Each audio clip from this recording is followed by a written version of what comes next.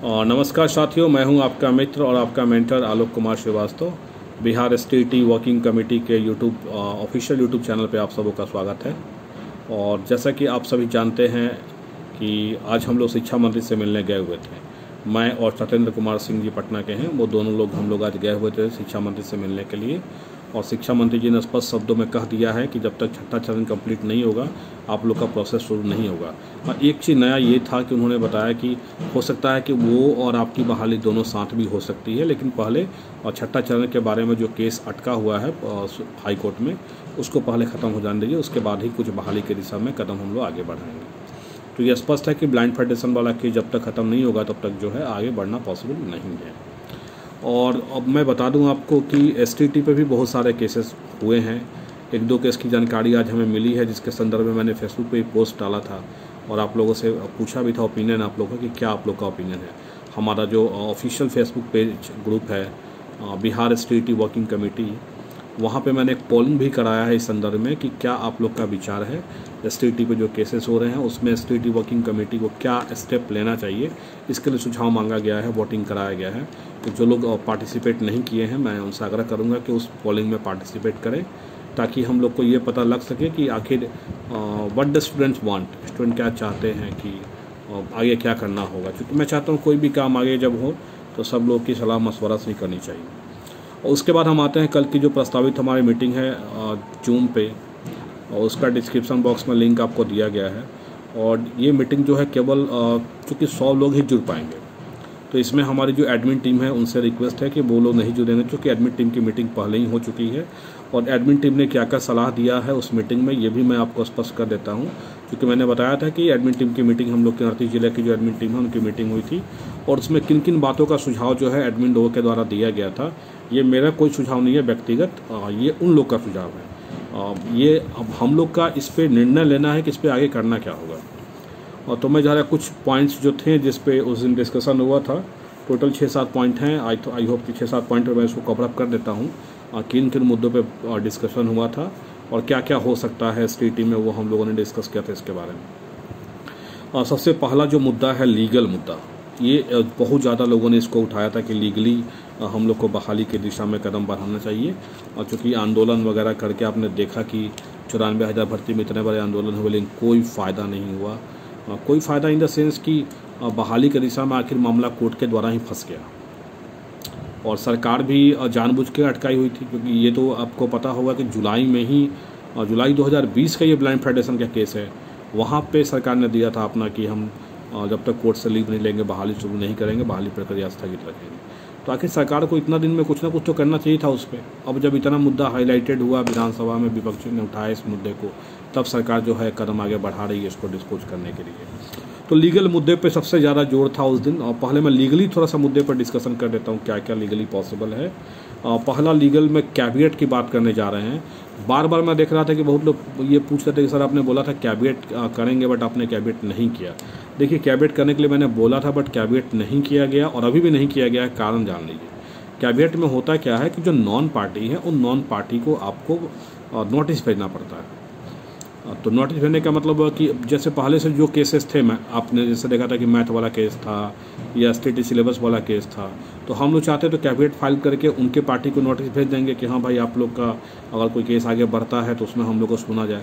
लेकिन सवाल ये उठता है कि जब उन लोग के अलावा उन लोग का तो केस डिस्पोज हो गया, अब इस रिजल्ट के बाद भी बहुत सारे केसेस हो रहे हैं। 2 केस की जानकारी आज मिली हमें।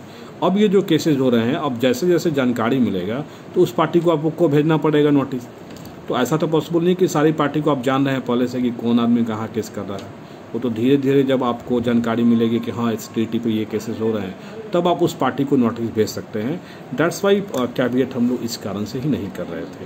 तो यही कारण है कैबिनेट नहीं करने का, क्योंकि आपको पार्टी नॉन नहीं है पहले से, इस कारण से कैबिनेट नहीं कर पा रहे हम लोग। और यही एक कारण है कि कैबिनेट करने में हम लोगों ने देरी किया, क्योंकि हम लोग को 2 पार्टी तो पहले से नॉन था, लेकिन आगे अब नए नए पार्टी आ रहे हैं उसके बारे में जानकारी नहीं थी।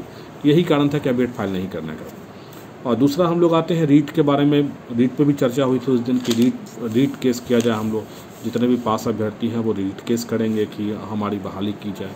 तो रीट में जाना ज़्यादा मेरे समझ से सही नहीं रहेगा, अभी को जानते हैं STT एक पात्रता परीक्षा है, भले ही कॉम्पिटेटिव नेचर का इस बार हुआ है, लेकिन केवल STT पास कर जाना आपको रोज़गार की गारंटी नहीं है और उसका आपके ऊपर दावा नहीं है कि आपको नौकरी देने के लिए सरकार बाध्य है। यहाँ पर कोई फंडामेंटल राइट का वायलेशन आपका नहीं हो रहा है, इसलिए रीट में जाना पॉसिबल नहीं है। अब आते हैं कि हम लोग कहाँ कहाँ जा सकते हैं और क्या क्या कर सकते हैं। पहला तो हम लोग इंटरवेनर की बात भी बहुत लोगों ने कहा था उस दिन हमारे एडमिन टीम से कि इंटरवेन करना है, जो भी STT रिजल्ट पे केस होगा उस पर इंटरवेन करना है। और जो कि रिज़ल्ट अभी निकला है और अभी 3 विषयों का रिजल्ट अभी बाकी भी है, तो कम से कम मई के फर्स्ट वीक में तो इन लोग का रिजल्ट ही आएगा। दूसरा बात है कि अभी सरकार भी बहाली के दिशा में कब कदम उठाएगी, छठा चरण कब कंप्लीट होगा या कहीं उसके साथ ही हम लोग की बहाली होगी। तो मान लीजिए अगर देर होगा 1.5-2 महीना जो भी हो, तो कहीं उस ड्यूरेशन में अगर कोई केस के द्वारा कोई हम लोग को हार्मफुल हो गया STT रिजल्ट, तो हम लोग के लिए दिक्कत हो सकता है। इसलिए उस दिन सब लोगों ने सुझाव दिया था कि आप केस में इंटरवेन करिएगा, ऐसा एडमिन टीम का सुझाव था। नेक्स्ट आते हैं PIL के बारे में। लीगल सारे ओपिनियन में क्लियर कर देता हूँ। PIL के मुद्दे पे हम लोगों ने ज़्यादा फोकस किया है और हो सकता है कि हम लोग PIL के थ्रू ही जाएंगे। PIL इसलिए जाएंगे कि पब्लिक इंटरेस्ट लिटिगेशन जो है सबसे पहले तो इंटरटेन बहुत अच्छी तरीके से होता है और ये खुद चीफ जस्टिस के बेंच में डायरेक्ट इंटरटेन होता है, डबल बेंच में, सिंगल बेंच भी जाना नहीं पड़ेगा, डायरेक्ट डबल बेंच में इंटरटेन होता है। दूसरी बात है कि PIL में हम लोग किस तरह से जाएंगे, तो PIL में हम लोग डिफरेंट जो हाई स्कूल खुले हैं और बहुत सारे जगहों पे या डिफरेंट हाई स्कूल खुलने वाले हैं, तो उन हाई स्कूल जो जहाँ पे खुल रहे हैं, आपने देखा होगा कि कल पेपर में निकला हुआ था कि एक स्कूल है, 165 स्कूल है जहाँ से कोई भी बच्चा प्रथम श्रेणी से पास नहीं कर पाया। तो इस तरह के डाटा कलेक्ट करने पड़ेंगे कि वैसे स्कूल जहाँ पे टीचर नहीं है, हाई स्कूल खुल चुका है, टीचर नहीं है, बच्चे परीक्षा दे रहे हैं बोर्ड के, कोई फर्स्ट डिवीज़न से पास नहीं कर पा रहा है, या फिर मान लीजिए किसी पेरेंट्स के बच्चे पढ़ रहे हैं स्कूल में, सरकारी हाई स्कूल में, और वहाँ टीचर 500 बच्चे हैं, टीचर 2 अपॉइंटेड है, तो वहाँ वैसे पेरेंट्स के थ्रू हम लोग PIL करवाएंगे। यानी PIL के लिए हम लोग कोई पार्टी ढूंढेंगे जिसके थ्रू हम लोग PIL करवाएंगे और वो लोग ये PIL करेंगे कि हमारे बच्चे स्कूल में पढ़ रहे हैं और हमें टीचरों की ज़रूरत है। और ऐसे कितने भी स्कूल हैं बिहार में जहाँ पे बिना शिक्षकों के ही हाई स्कूल और +2 में चल रहा है, जहाँ पे 1 से 2 शिक्षक हैं, कहीं पे शिक्षक ही नहीं है, केवल नाम के लिए हाई स्कूल +2 चलाया जा रहा है। तो इन सारे मुद्दों पर अगर हम लोग जाके सरकार को घेरेंगे तो हो सकता है कि कोर्ट हम लोग के फेवर में जाए। हो सकता है, मैंने वर्ड इसलिए यूज़ किया कि कोई चीज़ की गारंटी पहले नहीं होती है, लेकिन मोस्ट प्रोबेबली ये चांसेज है क्योंकि बच्चों की पढ़ाई उनकी एक फंडामेंटल राइट है। आर्टिकल 21A में आप जानते होंगे संविधान के द्वारा शिक्षा का अधिकार उनको मिला हुआ है। तो मान लीजिए जहाँ पे पढ़ाई नहीं हो रही तो वो तो कह सकते हैं ना कि 6 से 14 साल के बच्चों को मुफ्त शिक्षा और अनिवार्य शिक्षा मिलनी चाहिए। और अनिवार्य शिक्षा मिलेगी कहाँ से जब टीचर ही नहीं रहेंगे, तो बिना टीचरों का शिक्षा तो होगा नहीं। तो एक PIL बहुत इंपॉर्टेंट चीज़ था, 2 बिंदुओं पे PIL और एक इंटरवेनर, यानी जितने भी STT में केस होंगे उसमें इंटरवेन किया जाए। इन मुद्दों को लेकर जो है एडमिन टीम ने हमारा सलाह दिया था कि इस पे, तो ये तो रहा हमारा लीगल मुद्दा। और आपको ब्लाइंड फेडरेशन केस कर डिस्पोज कराने के लिए सबका डिमांड था कि इसके लिए हम लोग प्रयास करें, और हम लोग प्रयास कर भी रहे हैं। अपने से जो बन पड़ता है वो हम लोग करेंगे। हाँ, इस केस में इंटरवेन करने वाली जहाँ तक बात है वो नहीं हो पाएगा, और चूँकि पहले कुछ लोग ब्लाइंड फेडरेशन केस में इंटरवेन किए थे और उनको खारिज कर दिया गया था, बोला गया था कि आप फ्रेश केस करके आइए ब्लाइंड फेडरेशन के लिए। हाँ, अगर इन केस अगर आगे कुछ ऐसी पॉसिबिलिटी बनती है, ऐसे जो जिन लोगों ने केस किया था उनसे भी मैंने बात किया था ब्लाइंड फेडरेशन में, जो इंटरवेंशन के लिए केस किए हुए थे, और साथ ही साथ उनके वकील से भी बात किया था। उन्होंने कहा था कि हम लोगों के केस को मतलब ये कर दिया गया, खारिज करके बोला गया कि आप लोग फ्रेश केस करके इंटरवेन करिए। सॉरी, इंटरवेन केस नहीं होगा, आप लोग फ्रेश कॉज ऑफ एक्शन है आपका, तो आप नए केस करके केस में आइएगा। तो उसमें ब्लाइंड फेडरेशन केस में इंटरवेन करने की सवाल बहुत कम ही उठते हैं, और ऐसे सरकार इसके लिए एक्टिव हो चुकी है। हम लोग को बस थोड़ा सा पुशअप करना होगा विभाग वगैरह में जाके, या एडवोकेट जनरल के थ्रू कुछ अगर अप्रोच हम लोग का लगता है कि जल्दी सुनवाई करवाने के लिए, तो वो हम लोग करेंगे। ठीक, अब आते हैं पॉलिटिकल प्रेशर। हम लोग की जो एडमिन टीम ने सुझाव दिया था एक पॉलिटिकल प्रेशर का, और political pressure in the sense है कि हम लोग अपने जितने भी जनप्रतिनिधि हैं उनको अपनी मांग पत्र देंगे, लेकिन इसमें एक चीज़ ये निर्णय लिया गया था कि विपक्ष को इसमें इंक्लूड नहीं करना है, क्योंकि सरकार कोई बात को अपना ईगो पर ले लेती है ना कि हाँ अब ये हमको बहाली नहीं करना है। अब विपक्ष इस मुद्दे को उठाया कि 94,000 बहाली करना है, तो सरकार देखिए कैसे उसको पेंडिंग में डाल दी है। विपक्ष उठाया, NDTV पे चला गया न्यूज़, कोई ऐसा राष्ट्रीय मीडिया चैनल नहीं था जहाँ पे ये न्यूज़ नहीं चला, लेकिन आखिर सरकार ने किसी न किसी बहाने, चाहे कोर्ट के बहाने या कुछ बहाने, ऐसा किया। तो ये एक चीज़ था कि कोई भी मांग पत्र वगैरह हम लोग सत्ता पक्ष से ही करेंगे, क्योंकि सरकार उनकी है तो उनसे ही करना पड़ेगा।